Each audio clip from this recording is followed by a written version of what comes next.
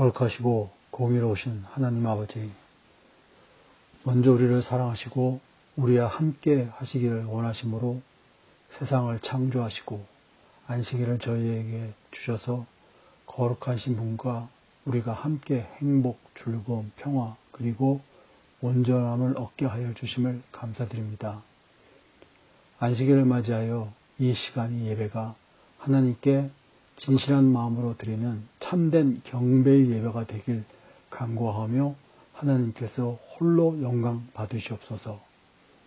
지금은 우리가 비대면으로 하나님께 예배를 드리고 있으나 모든 성도들이 각자 계신 곳에서 더욱 한 마음이 되어 한 곳에서 함께 예배드리는 것과 같이 하나 되게 하옵소서.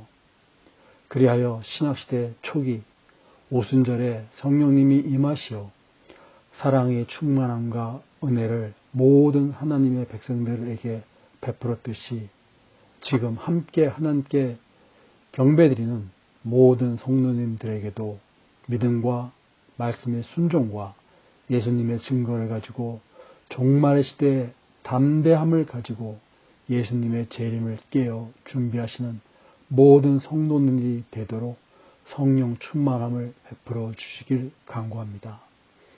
지금은 어려운 시기입니다. 그러나 하나님께서 속히 이 코로나로 인한 세상의 모든 변화가 제자리로 돌아올 수 있도록 관여하여 주시며 예전과 같이 정상적으로 되돌아가서 안식일에 모든 성도님들이 하나님의 성전에 모여서 함께 찬양과 기도와 경배를 드림으로 하나님께 영광이 되게 하옵소서. 이 시간 김군순 목사님을 목자로 세우시고 단위에 세우셨사오니 목사님과 함께 하여 주시어 생명의 말씀이 떡을 선포하실 때 우리 모두가 말씀을 받아 삶의 바탕으로 삼아 더욱 정진하고 믿음을 굳게 하고 모두가 한 마음으로 교회를 위해서 봉사와 헌신을 하며 사랑으로 하나 되는 모든 교우님들이 되게 하여 주옵소서. 예배 시종을 주관하여 주시옵고 모든 예배 순서가 온전하고 거룩한 시간이 되게 하여 주시옵기를 그리스도 되시는 예수님 이름으로 기도드립니다. 아멘.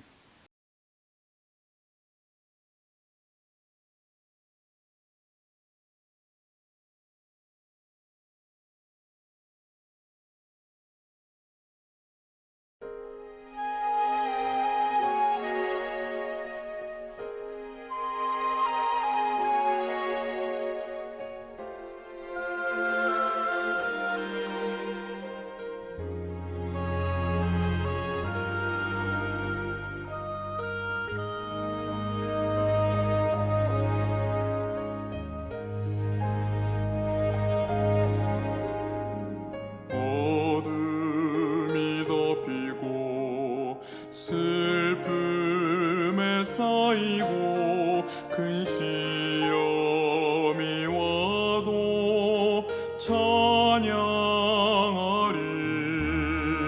맘속에 감추인 이보화가 있으니 나 주님 뜻대로 살아가리라.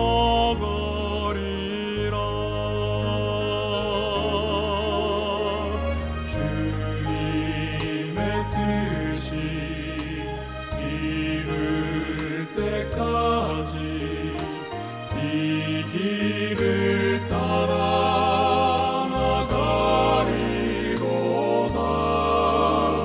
나는 흔들리지 않네. 주가 잡아주시니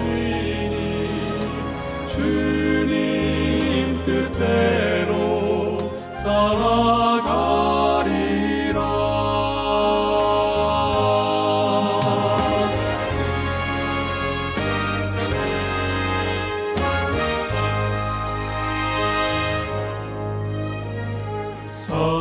사망의 권세 나 무섭지 않네. 찬양할 때에 어둠은 없네. 큰 대장 주 예수 내 앞에 가시니 나 주님 뜻대로 따라가리라.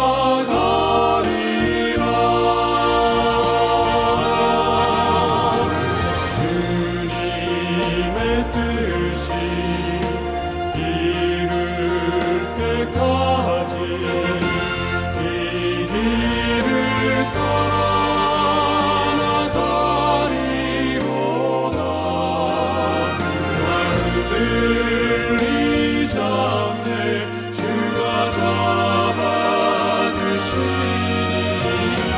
주님 뜻대로 살아가리라.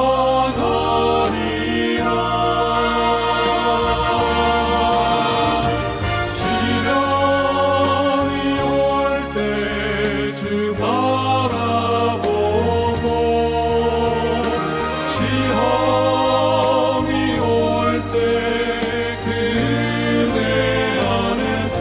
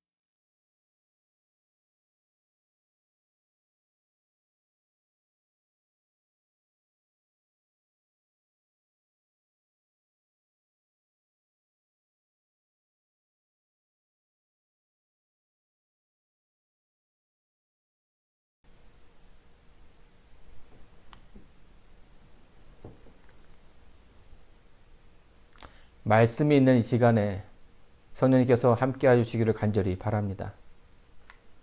제7일 안식일 예수재림교회는 엘렌 G 화이트 선지자를 통해서 주신 기별이 하나님의 영감으로 주어졌음을 믿고 있습니다. 엘렌 화이트의 저술들은 지난 170년간 그것을 읽었던 수많은 사람들에게 축복이 되어 왔죠. 그녀의 사역을 통해서 교회는 믿음이 견고해지고 건강하고 절제된 삶을 사는 복을 누려왔습니다. 또한 그녀의 책들을 통해서 성경에 나오는 구원의 이야기를 더욱 구체적으로 이해하게 되었습니다. 하지만 어떤 이들에게는 화인 여사의 글이 그들의 삶을 극단적인 방향으로 가게 만들었고요. 심지어는 신앙을 파괴시키는 요인이 되어버렸습니다.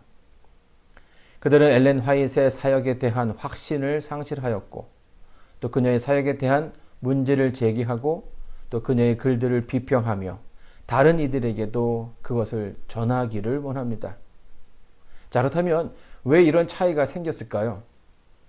한 사람에게 주어진 동일한 기별이 왜 상반된 다른 결과를 가져오는지 질문을 할 수가 있을 것입니다. 자, 그러므로 엘렌 G 화이트의 글을 읽고 이해하는 데 있어서 해석의 원칙이 필요함을 보게 됩니다. 지난 시간에도 말씀드린 것처럼 엘렌 G 화이트는 자신의 글을 성경보다 앞세우지 않았습니다. 자신의 기별이 성경과 맞지 않다면 거절하라는 것이 그녀의 기별이었죠. 그녀는 성경의 권위를 인정하며 또 하나님과의 또 연결성을 강조하는 사람이었습니다. 자, 그렇기 때문에 그녀의 글은 새 빛을 주기 위해서가 아니라 이미 계시된 영감의 진리를 마음에 생생하게 새겨주기 위한 과정이라고 생각하면 될 것입니다. 오직 하나님의 말씀만이 틀림이 없는 표준이다. 증언들이 성경의 말씀을 대신해서는 안 된다. 모든 신자들은 성경의 말씀으로 저희의 입장을 증거해야 하며 계시된 하나님의 말씀의 진리로서 저희가 주장하는 모든 요점을 보강해야 한다. 우리의 주장과 믿음의 근거는 성경 가운데 있다. 우리는 결코 어느 누구도 증언들을 성경보다 앞세우는 일을 하는 것을 원치 않는다. 이러한 입장과는 반대로 1894년에 A.T. 존스는 엘렌 G 화이트의 글을 오류가 없는 성경 해석자로 제시한 적이 있었습니다. 그가 주장하기를 엘렌 G 화이트의 저술을 올바로 사용하는 방법은 그녀의 글을 통해서 성경을 연구하는 것이라고 말하였습니다. 이런 존슨의 제안은 20세기, 21세기 많은 재림 신자들이 엘렌 G 화이트의 글을 대처하는 방향을 정하는 데에 큰 영향을 미쳤다라고 생각합니다. 하지만 엘렌 G 화이트는 이러한 자세를 단호히 거부합니다. 갈라디아서에서 나오는 율법 문제에 대한 해석 차이로 거의 30년 동안 교단의 학자들을 양분해 놓았던 신학적인 문제가 있었습니다. 어떤 사람들은 엘렌 G 화이트이 1850년대에 기록했던 증언에서 갈라디아서에서 나오는 율법을 의문의 율법이라고 말했다라고 합니다. 하지만 문제가 된 그 증언은 잃어버렸기 때문에 증거가 확정적이지 못하죠. 1888년 10월 24일 화인 여사가 미네아폴리스 대총회에 참석해서 이 대표자들에게 그 증언을 잃어버린 것은 하나님의 섭리라고 지적을 합니다. 그녀는 하나님은 이 일에 대해 어떤 목적을 갖고 계셨다. 그분께서는 우리가 성경으로 돌아가서 성경이 주는 증거를 찾기 원하셨다. 자, 이처럼 그녀는 자신의 증언보다 성경을 더욱더 연구하기를 원했습니다. 하지만 이 총회의 대표자들은 의문의 율법 해석을 그녀가 승인한 것처럼 보이는 이 바울의 삶에 대한 스케치라는 책을 출판하게 되었습니다. 이에 대해서 엘렌 G 화이트는 대표자들에게 다음과 같이 말합니다.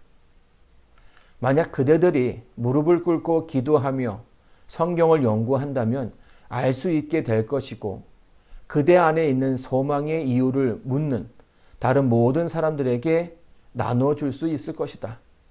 내가 그 질문에 대해 연구하기 전까지 나는 갈라디아서 문제에 대해서 어떠한 입장도 취할 수 없습니다.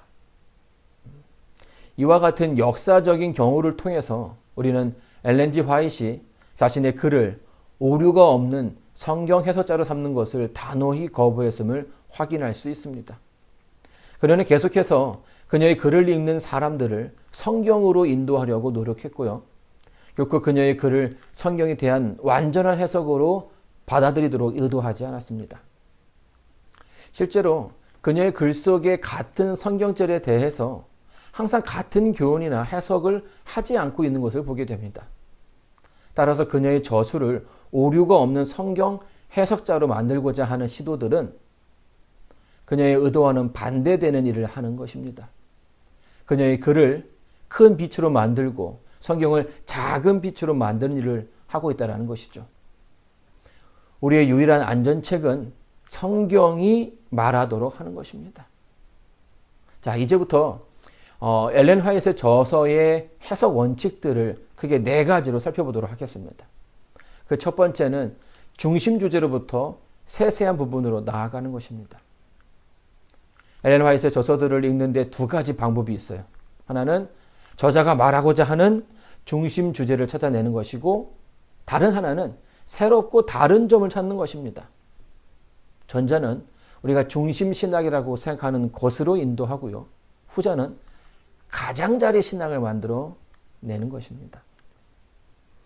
엘렌 화이트의 글에 열심을 가진 많은 사람들이 맞는 비극 가운데 하나는 이 가장자리 신학에서 독서에 초점을 맞추고 그녀의 글을 연구한다는 것입니다. 그들은 마치 무언가 새로운 빛, 아직 어느 누구도 발견하지 못한 내용을 찾아내고자 하는 것이죠. 그러면서 그 내용들을 문맥과 상관없이 편집하여 상대들에게 전하고 납득시키려고 노력하는 것입니다. 자, 이러한 시도는 영감된 글의 본래 의미를 왜곡하고요. 하나님도 모르는 새로운 신학을 만들어내게 되는 것입니다. 화이트 여사는 이렇게 그녀의 글을 인용하는 것에 대해서 사람들을 진리로부터 마음을 딴 데로 돌리는 경향이 있는 부차적인 문제를 조심하라고 경고하고 있습니다. 새로운 빛이라고 말하는 모든 것을 받아들이는 데 매우 주의하여야 한다. 사탄이 포장한 거짓 진리를 새로운 진리라고 생각하고 찾지 않기 위해 우리는 깨어 있어야 한다. 사탄이 우리의 마음을 그리스도와 이 시대를 위한 특별한 진리로부터 돌리지 않게 하기 위해 주의해야만 한다. 이것이 적의 도구로서 우리의 마음을 불명확하고 중요하지 않은, 완전히 드러나지 않은, 또는 구원에 필요하지 않은 어떤 것으로 이끈다는 것을 보여왔다. 이것은 중요한 주제이고 현대 진리이다. 이 재림교회의 역사를 보게 되면 이 중심 주제에서 벗어나서 가장자리의 문제를 가지고 논란을 벌이는 경우가 종종 있어 왔습니다. 예를 들면 여러분 세전 예식간에 사용하는 그 수건은 긴 수건이어야 할까요? 짧은 수건이어야 할까요? 여러분 이 문제는요, 미국에서 한때 논란이 되었던 적이 있었습니다. 1933년 알 셰퍼가 엘렌 화이트의 손자인 A.L. 화이트에게 보낸 편지에는 기별이 주어진 초기에 긴 수건을 사용하는 것이 일반적인 관습이었는가? 라는 내용이 나옵니다.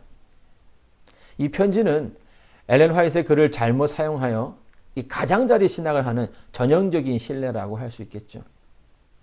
그 편지는 아무런 성경적인 중요성이 없는 문제를 확대해서 논쟁거리로 만들고 있으며 모든 문제를 엘렌 화이트의 개인적인 경우나 또 재림교회 전통을 가지고 해결하려고 하고 있음을 보여주고 있습니다. 엘렌 화이트의 아들인 W.C. 화이트이 위의 편지에 대해서 답장을 이렇게 보냅니다. 어머니가 세돈 예식에 참여할 때마다 어떤 설명이나 비평 없이 교회의 여집사가 준비한 것을 사용하셨다. 그녀는 이와 같은 문제를 중요치 않은 것으로 여겼다라는 것이 내 생각이다. 설령 엘렌 G 화이트이 특정한 길이의 수건을 썼다 하더라도 그것은 교회에 아무런 의미가 없는 것입니다. 하지만 많은 수의 재림 신자들은 엘렌 G 화이트를 예수님의 자리에 두려는 경향이 있습니다. 이러한 태도는 매우 잘못된 것이며 그 결과는 언제나 비극적인 결말을 초래하게 됩니다. 또 다른 예를 들자면 1909년에 한 사건이 벌어지게 됩니다. 파라다이스 밸리 위생병원의 병실수에 관하여 소식을 전한 것은 주님께로부터 받은 계시로서가 아니라 단순히 인간적인 의견으로 말한 것뿐이었다. 과거에 우리 위생병원의 병실의 정확한 숫자를 계시로서 보여주신 적이 결코 없었으며 그런 일들에 대하여 내가 지식을 얻게 된 것은 그것들을 알만한 사람들에게 물어보아서 알 수 있었던 것이다. 이러한 일반적인 문제들에 관하여 말할 때에 내가 말하는 가운데 그러한 지식을 주님께서 주신 계시로서 알게 되었다든지 이런 일반적인 문제들에 관하여 말할 때에 내가 한 말 가운데 그러한 지식을 주님께서 주신 계시로서 알게 되었다든가 계시로 받은 것이라고 믿을 만한 아무것도 없는 것이다. 그러나 일반적인 일에 대하여 말을 해야만 할 때가 있으며 일반적인 생각들이 차지하거나 일반적인 편지를 써야 할 때도 있으며 교역자들 간에 서로 주고받은 소식들을 옮길 때도 있다. 그런 말들과 소식들은 하나님의 영의 특별한 영감을 따라 받은 것이 아니다. 여러분, 이 편지의 배경은 패러다이스 밸리의 위생병원 총무였던 E.S. 벨린저가 엘렌 화이트와의 대화 가운데서 이 병실의 숫자를 40개라고 말한 것에서 시작됩니다. 그러나 실제 병실의 수는 38개였죠. 자, 이런 말 때문에 벨린저는 엘렌 G 화이트를 더 이상 선지자로서 인정할 수 없다. 그리고 그녀의 증언 또한 신뢰할 수 없다라고 공언한 것입니다. 하지만 엘렌 G 화이트의 모든 저술이 다 영감으로 된 것은 아닙니다. 그녀가 개인적인 의견을 말한 경우들도 있다라는 겁니다. 이것은 성경도 마찬가지입니다. 나단의 경우가 그런데요. 그가 다윗이 성전을 지으라고 말한 후에 하나님께로부터 기별을 받고 다윗이 아니라 그의 아들이 성전을 지을 것이라고 다시 말합니다. 이 내용이 사무엘 하 7장 1절로 17절에 나오는 내용이죠. 나단이 앞에서 말했던 것은 하나님의 영감으로가 아니라 선지자 개인의 의견이었습니다. 엘렌 G 화이트의 경우도 마찬가지예요. 따라서 우리가 엘렌 G 화이트의 저술을 읽고 연구할 때에 언제나 중심 주제에서 세세한 부분으로 나아가야 합니다. 그리고 일반적인 문제들과 종교적인 문제들을 구별해서 읽어야 하겠죠.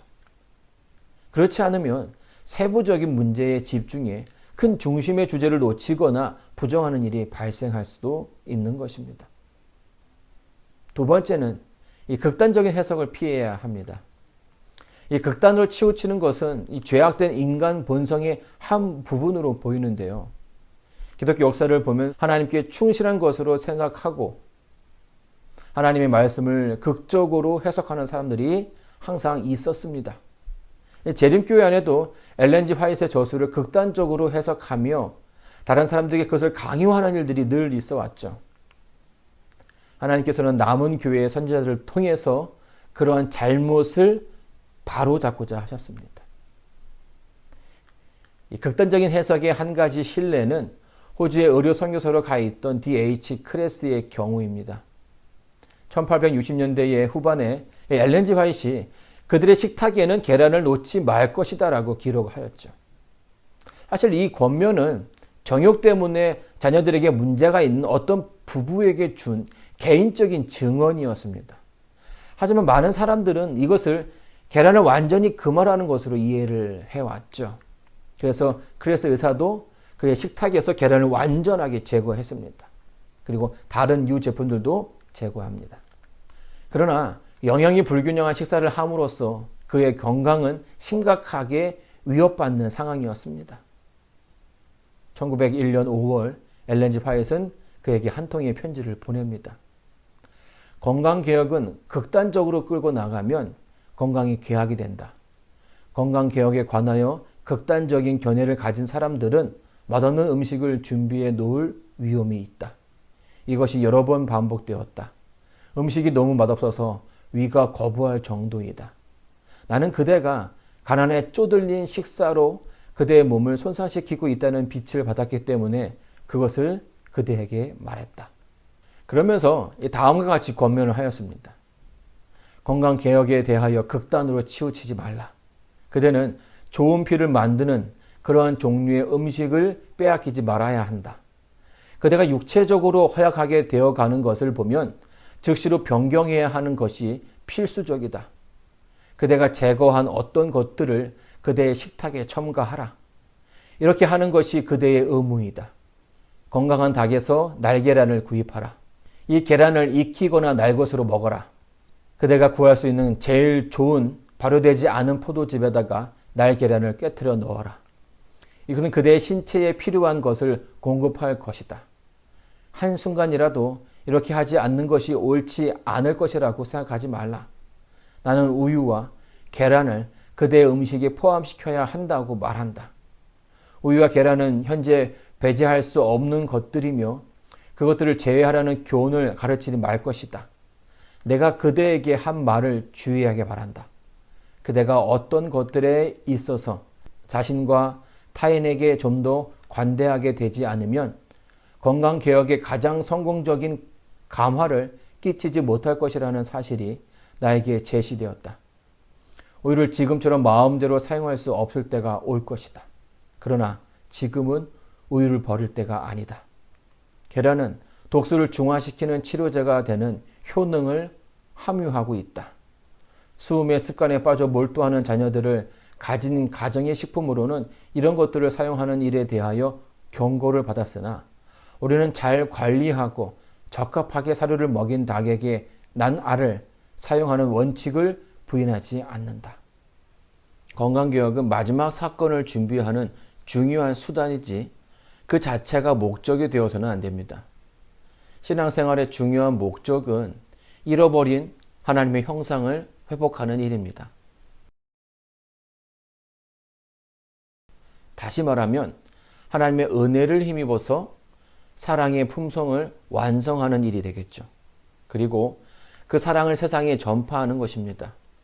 자, 이것이 누구를 평가하거나 정죄의 도구로 사용돼서는 안 된다는 뜻이죠.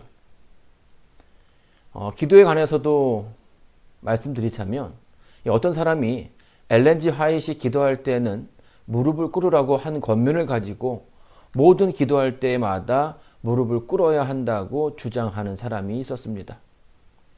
저 역시도 시골에서 목회를 할 때에 어떤 장로님이 무릎을 꿇나 안 꿇나 유심히 지켜보던 분도 계셨던 그런 기억이 있습니다. 기도를 할 때에 경외심을 갖고 무릎을 꿇는 것은 참 좋은 일입니다.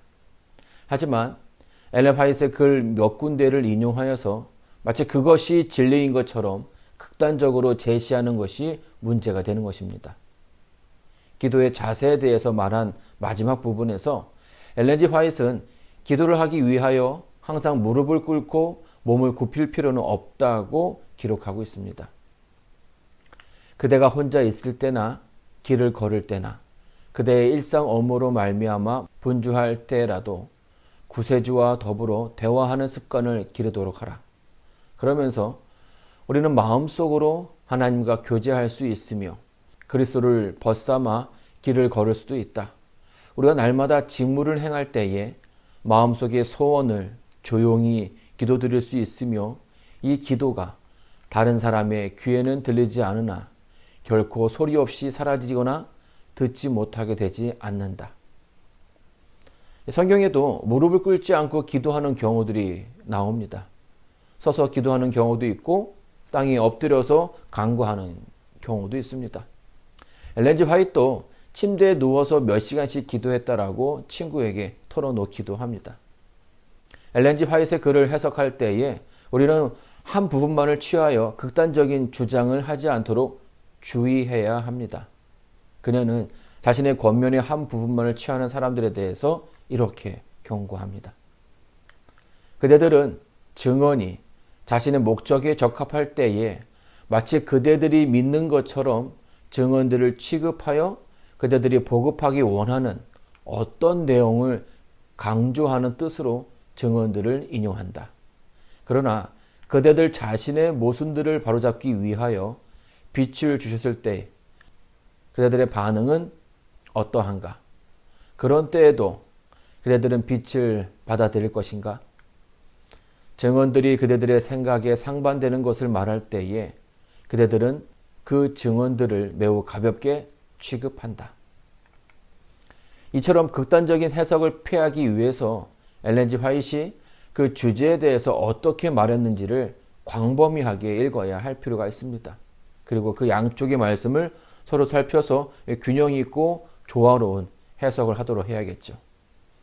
전체를 읽지 않고 한쪽 부분만을 가지고 성급하게 결론을 내리지 않도록 우리는 늘 조심해야 합니다. 세 번째는 진술의 배경을 살펴야 합니다. 엘렌 G 화이트의 글을 올바로 해석하는 원칙의 하나는 각 저술의 문맥과 또 역사적인 배경을 살피는 일입니다. 많은 진술들이 그것이 기록된 본문의 배경이나 시간과 장소를 고려하지 않으므로 원래 의도한 거는 전혀 다른 결론을 내리는 일들이 종종 있어 왔습니다. 1860년대에 엘렌 G 화이트는 여자들의 치마 길이를 20에서 25cm를 줄이라고 제안을 합니다. 이 진술을 그 역사적인 배경을 고려하지 않고 오늘날에 적용한다면 그렇지 않아도 짧은 치마가 더욱 짧아질 거라는 생각이 듭니다. 이 진술이 주어진 시대적인 배경을 살펴보면 당시 여자들의 드레스는 정말 무거웠습니다. 또 겹겹의 속치마들 포함하면 약 한 7kg 정도의 무게였다고 하고요. 그 길이는 이 바닥에까지 닿았던 거죠. 당시 뉴욕 시내는 쓰레기들이 참 많았고요. 또 그 쓰레기를 먹어치우는 돼지들이 수천 마리가 되었습니다. 또한 마차를 끄는 말들의 말똥이 어디나 널려 있었죠. 특히 비가 오는 날에는 길에서 그 오물이 질척거렸으며 또 가뭄 날에는 역한 냄새가 늘 진동했다고 합니다. 사람들은 가래침도 아무 데나 뱉었죠.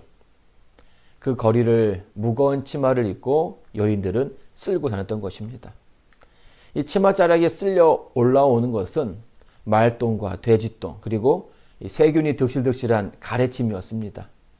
자, 이러한 치마의 길이는 엘렌 화이트가 당시 그 다른 개혁자들도 반복해서 지적했던 문제였습니다. 비경제적이며 해로운 유행에서 나온 고안 중 하나는 땅을 휩쓰는 치마이다. 불결하고 귀찮고 불편하고 비위생적인 것.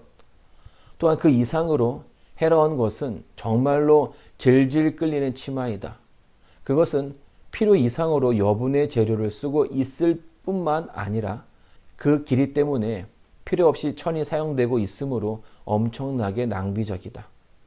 질질 끌리는 치마를 입은 여자가 물건 꾸러미들을 손에 들고 계단들을 오르내리고 전차를 타고 곤중 속으로 헤치고 걸어가고 비가 오는 거리와 진흙투성이의 길을 걸어가는 모습을 본 사람은 누구나 그 치마의 불편하고 거추장스러운 점에 대하여 더 이상의 다른 증거를 요구하지 않는다. 이러한 시대적인 배경에서 화이트 여사는 건강상의 이유로 의복 기형을 해야 한다라고 했던 것이지 오늘날도 그렇게 줄여야 한다는 것은 아닙니다. 당시 사람들은 그녀의 권면을 받아들이는 데에 아무런 문제가 없었습니다. 하지만 오늘날 우리가 이런 역사적 배경을 참고하지 않고 적용하게 되면 문제들이 야기하게 될 것입니다. 이 자전거를 타는 문제도 마찬가지입니다. 1894년 7월 20일에 엘렌 화이트는 자전거를 타는 것을 책망하는 내용을 베티클릭에 있는 교인들에게 편지로 보냅니다. 자전거 광의 전시는 하나님께 욕 돌리는 일이다. 그분의 분노가 그런 일을 하는 자들에게 대하여 일어난다. 이 말씀을 어떻게 이해하고 적용해야 할까요? 1894년은 현대식 자전거가 막 생산되는 때였습니다. 당시 자전거 소유는 실제적인 목적이 아니라 단지 과시용 또 사치품이었죠. 오늘날의 차 한 대와도 맞먹는 가격이었다라고 합니다. 하지만 몇 년이 지난 뒤에 자전거는 값이 싸졌습니다. 그리고 모두가 다 사용할 수 있는 아주 실용적인 교통수단이 되었죠.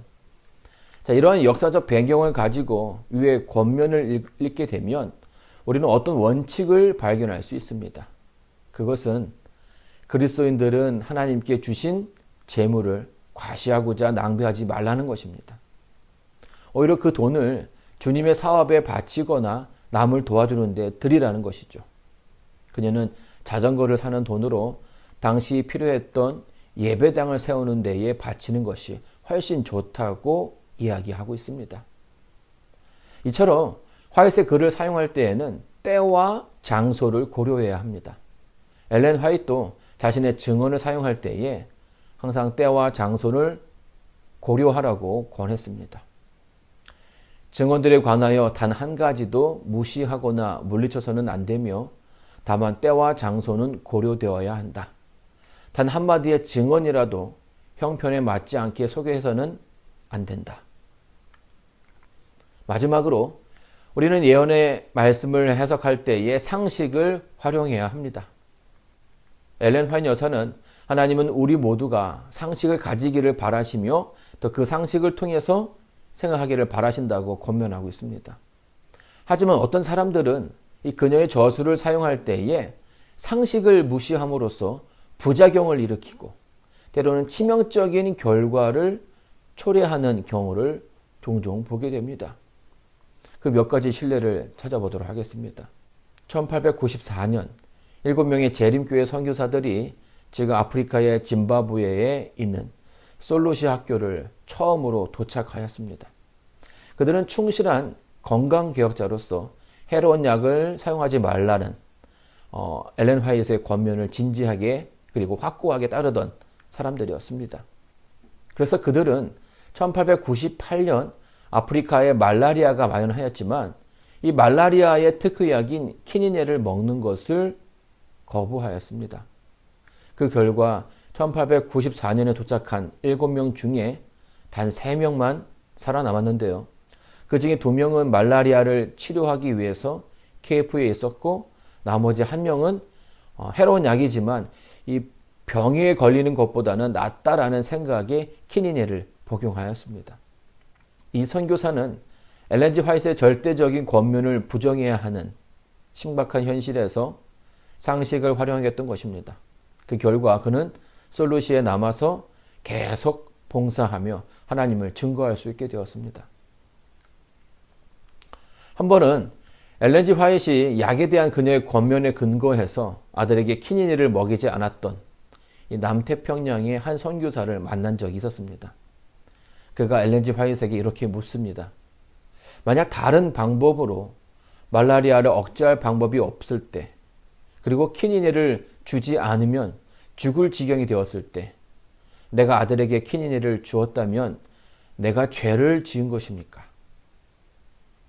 그러자 엘렌 G 화이트이 이렇게 대답합니다. 아닙니다. 우리가 할 수 있는 최선을 다하면 되는 것입니다. 이러한 상황을 우리의 신앙생활에서도 종종 마주하게 됩니다. 우리 교인들은 이 숟가루에 대한 환상을 가지고 있습니다. 마치 숟가루가 만병통치약인 것처럼 생각하죠. 그래서 아프면 숟가루를 먹고 숟가루를 붙이고 숟가루를 바르곤 합니다. 그러나 이 숟가루는 이 독소와 같은 것들을 흡착해서 배출하는 데에는 굉장히 탁월하지만 병을 고치거나 직접 치료하는 기능이 있는 것은 아닙니다. 그런데 우리 교인들은 아프기만 하면 숟가루를 먹고 봅니다. 한 번은 위생병원의 수간호사가 저에게 이런 이야기를 들려주었습니다. 위천공이 생겨서 한 환자가 위생병원에 왔다고 합니다. 급해서 바로 위를 열었는데 숟가루가 벽에 달라붙어 가지고 어디에서 구멍이 났는지를 찾을 수 없었다는 것이죠. 결국 그 환자는 사망하게 되었습니다. 엘렌 G 화이트는 그녀의 진술이 상식을 벗어나서 왜곡되게 사용하지 않도록 다음과 같이 권면합니다. 주의와 경고가 주어진 환경을 제시하지도 진술하지도 않으면서 증언들 중에서 가장 강력한 표현을 발취하여 그것들을 모든 경우에 강력한 힘으로 삼는 사람들을 본다. 이렇게 하여 그들은 사람들의 마음에 불건전한 인상을 끼친다. 백성들을 면밀하고 엄격한 시험대에 올려놓는데 쓸 수 있는 성격의 것은 어떤 것이든지 즉시 취할 준비를 하고 그들 자신의 성격의 요소를 개혁에 조작해 놓고자 하는 자들이 항상 있다. 그들은 증언 가운데서 어떤 것들을 끄집어내 그것들을 누구에게나 강요함으로 영혼을 얻기보다는 영혼에게 혐오감을 준다. 상식을 벗어난 행동들은 다른 사람들에게 위화감을 줄 수 있습니다. 엘렌 G. 화이트를 믿고 그녀의 글을 존중하는 것은 굉장히 좋은 일이지만 책을 보는 부분에서는 더욱더 지혜로울 필요가 있습니다. 오늘 엘렌 G. 화이트의 글을 보면서 주의해야 하는 4가지 원칙들에 대해서 이야기를 나눠봤죠. 다시 요약드리자면 첫 번째는 중심 주제에서 세부사항으로 가야지 세부사항을 중심 주제로 생각할 때에 여러 가지 위험이 있을 수 있다고 말씀드렸습니다. 나무가 아니라 숲을 봐야 합니다. 두 번째는 극단적인 해석을 피해야 합니다. 개인에게 주어진 기별을 마치 대중에게 전한 기별로 생각해서 극단으로 치닫는 것을 엘렌 G. 화이트는 경고하고 있습니다. 그래서 극단적인 해석을 피하기 위해서는 엘렌 G. 화이트의 글을 광범위하게 읽어야 하고요. 또 양쪽의 말씀을 균형지게 또 조화롭게 해석해야 합니다. 세 번째는 진술의 배경을 살펴야 합니다. 엘렌 G. 화이트의 기별이 어떤 상황에서 주어졌는지 바로 알아야 그 기별을 올바로 적용할 수 있겠죠. 네 번째, 상식을 활용해야 합니다. 우리는 가끔씩 상식을 무시하고 증언들 가운데서 어떤 강력한 표현들을 발치합니다. 그리고 그것을 무조건 따라야 한다라고 말하죠. 그러나 엘렌 G. 화이트도 우리가 생각하는 것보다 더 많이 자신의 글을 해석하는 데에 유연성과 상식을 활용했음을 기억할 필요가 있습니다. 사랑하는 성도 여러분, 하나님께서 엘렌 G. 화이트를 통해서 기별을 주신 목적은 하나님 나라의 회복에 있습니다. 그것은 세상과 교회뿐만 아니라 하나님의 성전이라고 불리는 성도들 개인도 포함이 됩니다. 선지자의 기별은 우리에게 지침이지 누구를 판별하고 규제하는 도구가 아닙니다. 그녀는 권면을 적용하는 데에 상형적인 요소를 고려했습니다. 그뿐만 아니라 때때로 필요에 의해서 그 권면이 수정될 수 있다는 것을 인지했었죠. 인간 상황의 현실과 하나님의 이상적인 계획 사이에 생기는 차이점에 대해서도 명확하게 이해하고 있었습니다. 따라서 그녀의 저수를 해석하는 데에 우리는 유연성과 상식을 활용해야 함을 잊지 말아야 합니다. 이런 원칙들을 숙지할 때에 그녀의 권면은 더 광범위하게 활용될 것이고 또 다른 이들을 제한하고 지적하는 것 일이 아니라 본래의 목적에 맞게 교회와 개인을 더 건강하게 만드는 일을 하게 될 것입니다. 너희는 너희 하나님 여호와를 신뢰하라. 그리하면 견고히 서리라. 그의 선지자들을 신뢰하라. 그리하면 형통하리라. 오늘 말씀을 마치겠습니다.